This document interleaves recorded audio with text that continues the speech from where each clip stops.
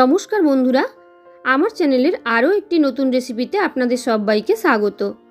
আজকে আমার বানানো পাউরুটির এই রেসিপি আপনি যদি সকালের জলখাবার কিংবা সন্ধেবেলায় ইভিনিং স্ন্যাক্স হিসাবে 1 কাপ চায়ের সঙ্গে পরিবেশন করেন তো সকলেই যেমন ধন্য ধন্য করবে, তেমনি এই রেসিপিটা সকলের স্বাস্থ্যের জন্য ভীষণ উপকারী। বেশ কয়েকটি ভালো সবজি এবং একদম অল্প পরিমাণে বাটার দিয়ে বানানো পাউরুটির এই রেসিপি খেতে যেমন সুন্দর, দেখো দেখতেও ঠিক ততটাই সুন্দর। চলো রেসিপিটা বানানো শুরু করি। দেখো রেসিপিটা বানানোর জন্য এখানে কয়েকটা সবজি কুচিয়ে নিয়েছি পেঁয়াজ কুচি, ক্যাপসিকাম কুচি, গাজর কুচি, কাঁচা লঙ্কা কুচি আর 2টো সেদ্ধ ডিম একদম কুচি করে কাটা। সব কিছুই একদম ছোট্ট সাইজের কুচি করে কাটা। তো চলো সবগুলোকে এবার একসঙ্গে মিশিয়ে নিই। তো সব কিছু সবজি একসঙ্গে মিশিয়ে নিচ্ছি। আর এর সঙ্গে চাইলে তোমরা টমেটো কুচিও নিতে পারো, এভাবে ছোটো টুকরো করে কেটে নেওয়া টমেটো। সব কিছু একসঙ্গে মিশিয়ে নিয়ে পরপর দিয়ে দিচ্ছি এর মধ্যে। প্রথমে দিচ্ছি টমেটো কেচাপ, প্রায় 2 চা চামচ মতন টমেটো কেচাপ দিলাম। এবার দিয়ে দিচ্ছি 2 চা চামচ মতন মেয়োনিজ, ভেজ মেয়োনিজটাই নিয়েছি এখানে আমি। আর দিয়ে দিলাম পিৎজা সস। এই পিৎজা সসটা অবশ্যই দেওয়ার চেষ্টা করবেন, এতে খেতে অনেক বেশি সুন্দর লাগে। দিয়েছি পরিমাণ মতন বিট লবণ, চিলি ফ্লেক্স, দিয়ে দিলাম অরিগ্যানো। সব কিছু এবার খুব ভালো করে একসঙ্গে আমি মিশিয়ে নেব, যাতে প্রত্যেক কটা সস সুন্দরভাবে মিশে যায় এবং সবজির গায়েও লেগে যায়, তেমনভাবে মিক্স করতে হবে। আর ডিমের কুসুমগুলো এই মশলার সঙ্গে মিশে গিয়ে ওই পাউরুটির যে স্যান্ডউইচটা বানাবো তার স্বাদটা অনেক বেশি বাড়িয়ে দেয়। দেখো সব কিছু একসঙ্গে মিশিয়ে নেওয়ার পর এবার এই মিশ্রণ থেকে কিছুটা করে নিয়ে আমি পাউরুটির মধ্যে দিয়ে দিচ্ছি। এখানে আমি স্লাইস পাউরুটি নিয়েছি।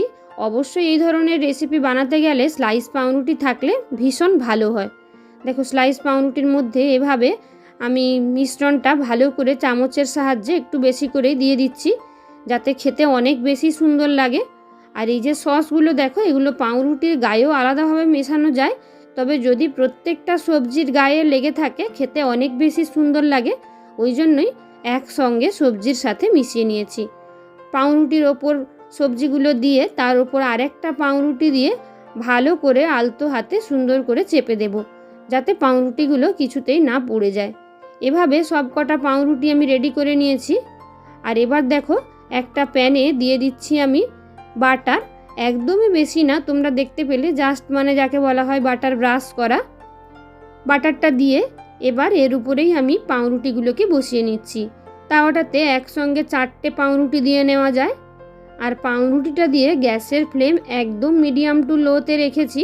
মিডিয়াম টু লো ফ্লেমে প্রায় 3 মিনিট পর আমি পাউরুটিটা উল্টে নিচ্ছি। দেখো কালারটা কতটা সুন্দর এসছে।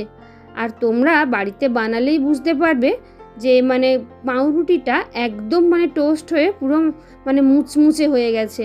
অপর পিঠ উল্টে নিয়ে এটাকেও আরও 2 মিনিট মতন রেখে তারপর আমি উল্টে নেব। দেখো অপর পিঠটাও কত সুন্দরভাবে কালার এসে গেছে। 2 পিঠ সুন্দরভাবে সেঁকা হয়ে গেছে। আর দেখো পাউরুটিগুলো কিন্তু একে অপরের থেকে খুলেও যাচ্ছে না। তো দেখতে দেখো কতটা সুন্দর হয়েছে, খেতে অনেক বেশি সুন্দর লাগবে। আর দেখতেই পেলে বিভিন্ন ধরনের সবজি ডিম দিয়ে যেহেতু বানানো, খাবারটা ভীষণ হেলদিও। তো দেখো প্রত্যেকটা পাউরুটি আমার সুন্দরভাবে ভাজা হয়ে গেছে।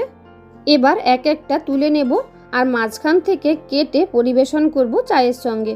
তো বন্ধুরা দেখো রেসিপিটা দেখতে কতটা সুন্দর আর ঠিক ততটাই স্বাস্থ্যকর। সকালের জলখাবার কিংবা সন্ধেবেলা ইভিনিং স্ন্যাক্স হিসাবে আপনারা যদি এই রেসিপিটা বানিয়ে খাওয়ান, সকলে ভীষণ পছন্দ করবে। তো বন্ধুরা রেসিপি কেমন লাগলো অবশ্যই জানিও। আর রেসিপি ভালো লাগলে লাইক কমেন্ট শেয়ার করে দিতে একদমই ভুলে যেও না। আর নতুন বন্ধুরা আরও নতুন নতুন রেসিপি পেতে ঝটপট চ্যানেলটাকে সাবস্ক্রাইব করে অল নোটিফিকেশান অন করে রেখো। আসছি নতুন রেসিপি নিয়ে, ততক্ষণের মতন সবাইকে টাটা।